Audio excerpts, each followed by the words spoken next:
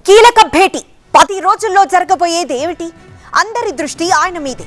ఆయన మంత్రి పదవి ఉంటుందా ఊడుతుందా అన్న అంశంపై ఉత్కంఠ కొనసాగుతోంది.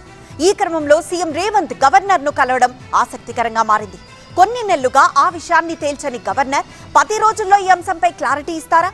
కాంగ్రెస్ ప్రభుత్వానికి రిలీఫ్ దక్కుతుందా?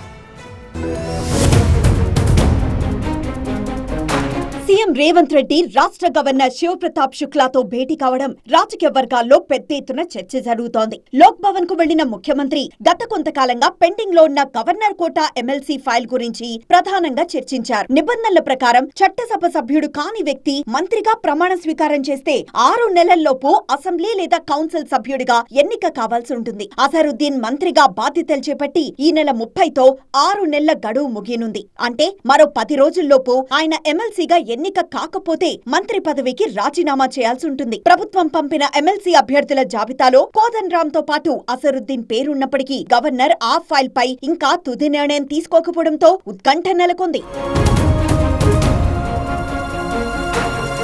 ఈ నేపథ్యంలోనే సీఎం రేవంత్ గవర్నర్ తో భేటీ కావడం ప్రాధాన్యత సంతరించుకుంది. ఈ నెల 30 లోపు గవర్నర్ ఆమోదముద్ర వేసి గెజిట్ నోటిఫికేషన్ విడుదలైతేనే అజరుద్దీన్ మంత్రిగా కొనసాగే అవకాశం ఉంది. 10 రోజుల గడువు మాత్రమే మిగిలుండడంతో ఈ లోపు సాంకేతిక ఇబ్బందులను తొలగించి నామినేషన్ ప్రక్రియను పూర్తి చేయాలని సీఎం గవర్నర్ ను కోరినట్లు తెలుస్తోంది. ఇక 2023లో జరిగిన అసెంబ్లీ ఎన్నికల్లో జూబ్లీహిల్స్ నియోజకవర్గం నుంచి పోటీ చేసి ఓడిన అజరుద్దీన్ ను జూబ్లీహిల్స్ ఉప ఎన్నికలకు కొన్ని రోజుల ముందే మంత్రివర్గంలోకి తీసుకున్నారు సీఎం రేవంత్. జూబ్లీహిల్స్ ఉప ఎన్నికల్లో నవీన్ యాదవ్ కు ఎమ్మెల్యే టికెట్ ఇవ్వడంతో పాటు అజరుద్దీన్ ను మంత్రివర్గంలోకి తీసుకుంది. జూబ్లీహిల్స్ నియోజకవర్గంలో గణనీయంగా ఉన్న ముస్లిం మైనార్టీ ఓటర్లను ఆకర్షించడానికి, పార్టీ పట్టును బలోపేతం చేయడానికి ఈ నిర్ణయం తీసుకున్నట్లు చర్చ జరిగింది. మంత్రిగా ప్రమాణ స్వీకారం చేయడానికి ముందు ఆయన్ను గవర్నర్ కోటాలో ఎమ్మెల్సీగా నామినేట్ చేశారు. అయితే ఆ ఫైల్ ఇంకా పెండింగ్ లోనే ఉంది. లేటెస్ట్ గా సీఎం రేవంత్ రెడ్డి గవర్నర్ తో భేటీ కావడం ప్రాధాన్యత సంతరించుకుంది. అజరుద్దీన్ ఎమ్మెల్సీ ఎంపికపై గవర్నర్ ఏ రకమైన నిర్ణయం తీసుకుంటారు? ఒకవేళ గవర్నర్ రాష్ట్ర ప్రభుత్వం ఆశించిన విధంగా నిర్ణయం తీసుకోకపోతే